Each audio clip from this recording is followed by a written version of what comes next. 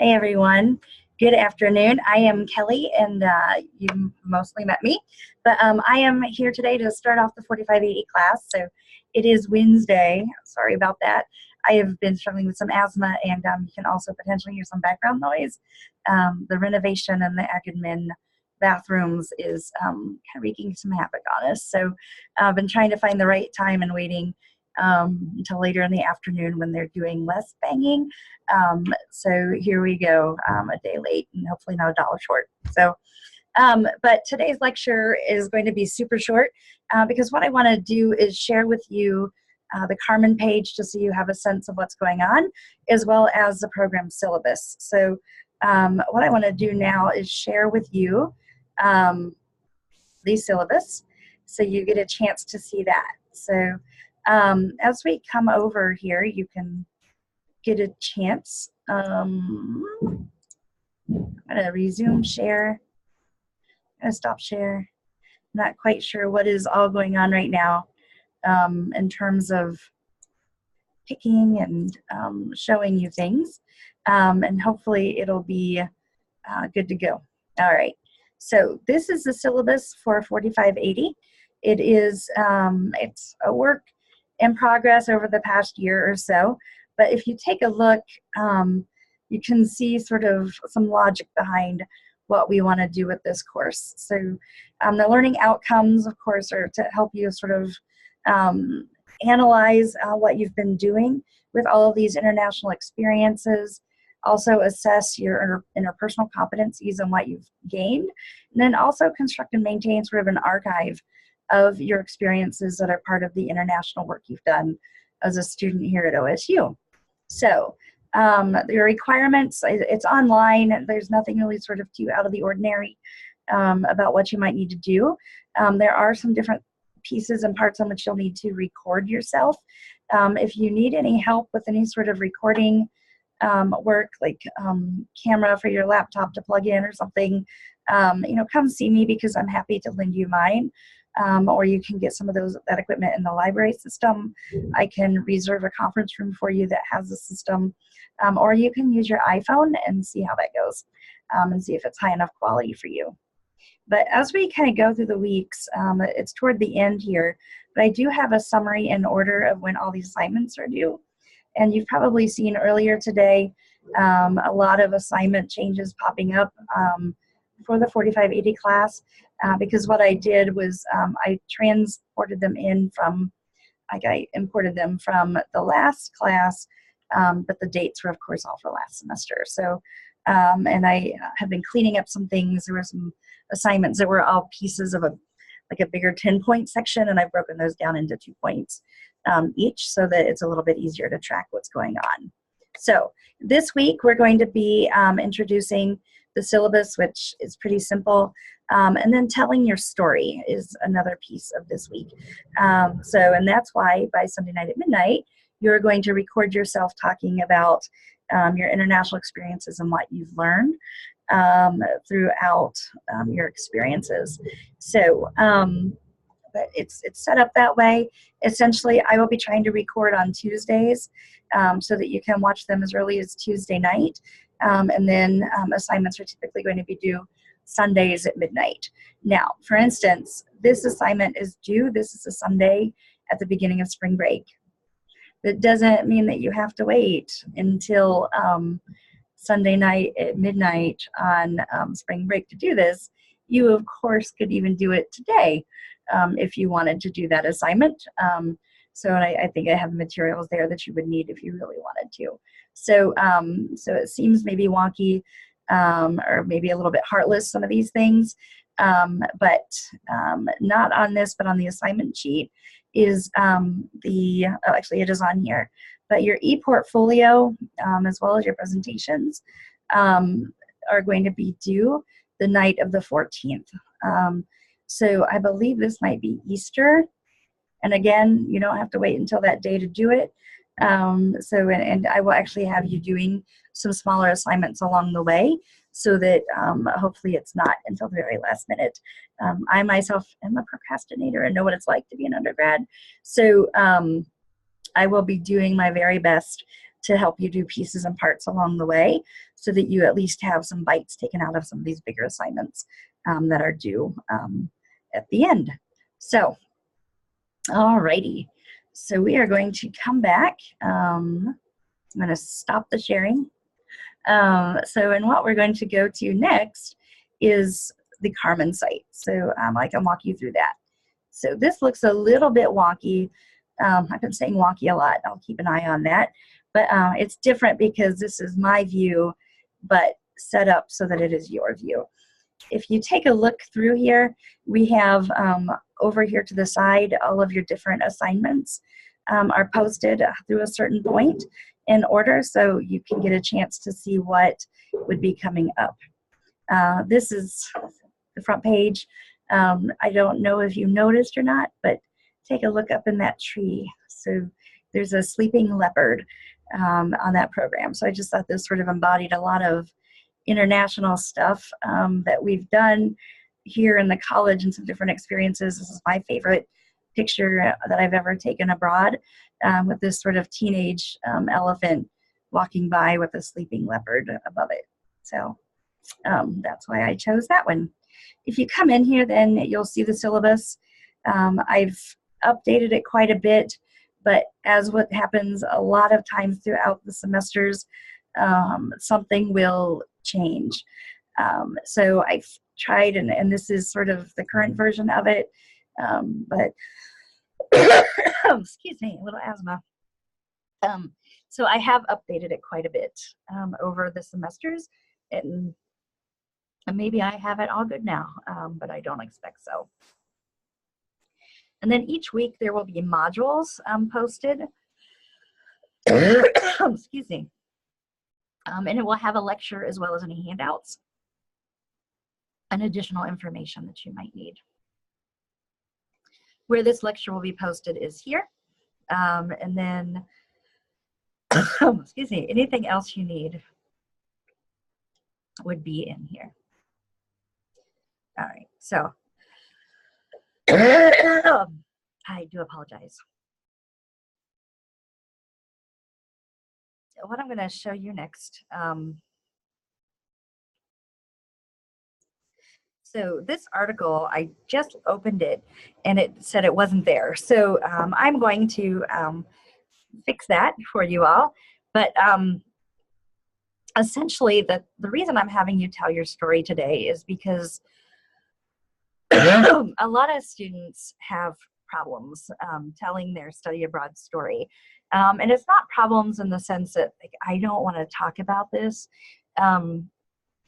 Actually, what it's more about is they really haven't thought about it in a way that they are articulating what they learned on the program. So when someone asks you, what did you do abroad? So as you start approaching scholarship interviews, job interviews, internship interviews related to your program, oftentimes you haven't really thought deeply about your experience, and you sort of come up with this sort of, oh, it was great, it changed my life, or I learned a lot about agriculture, something like that. But really what they're looking for is something that a little bit more articulates who you are as a person, what you gained from it, and maybe what sort of perspective you're bringing to their company, or what you have brought back in order to serve your fellow students on that program, in the case of maybe a scholarship or other type of interview, like an ambassador interview or something.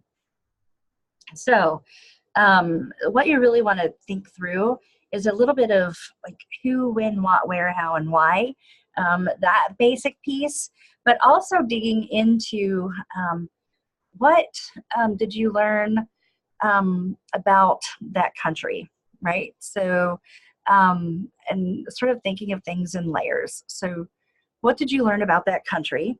What did you learn about that country in the context of your major or what you're studying here at Ohio State?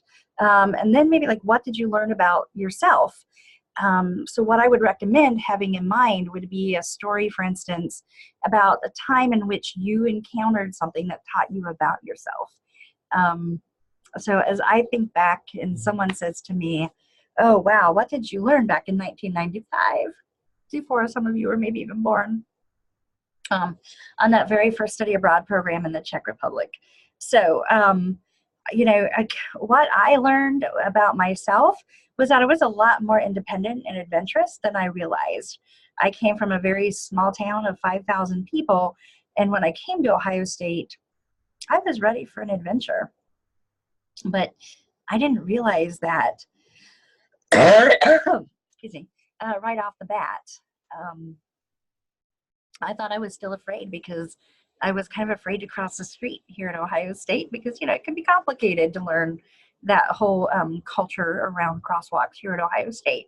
So I took that as sort of something saying I didn't know much about myself and was a little timid. But really, when I thought about it, you know, how many other students were going to the Czech Republic in 1995? So I learned that I had a little moxie when it came to traveling and willing to do things that were outside my realm of the known in order to sort of learn about myself in that process. So what I learned about that country, the Czech Republic, in the context of agriculture, which I ended up being an ag ed major, was that agriculture is different around the world. So some of the things that you think are pretty routine, like for instance in the United States, we're very divided in terms of like how we have bred cattle to either be beef animals or dairy animals. Even still today in the Czech Republic, unless you are on a highly developed farm that's trying to mirror the United States in terms of production levels, they are sort of producing more of like a heavy milking Simmental type breed, where the males are going to be good beef producers and the females, excuse me, though they aren't Holsteins and going to produce, you know, gallons upon gallons, like hundreds of gallons a day or something, which that might be an overestimation, there's still going to be a heavy milking female. And then they're going to sell that milk a lot of times as raw or as an organic product in the Czech Republic because the European Union highly incentivizes that. So it's some assumptions that we might make just based on the fact that we are from here in the United States and it's what we've seen before, don't necessarily translate across the world in what their needs are and what their philosophy has been in terms of the development of their industry. So, and then what did I learn? Or I guess I talked about what I learned about myself and what I didn't get to was the Czech Republic. But what I learned about the Czech Republic is that they are fascinating. They have been through a number of different economic designs throughout their history. Everything from, you know, pre-communism, where it's kind of like free market, like the rest of the world.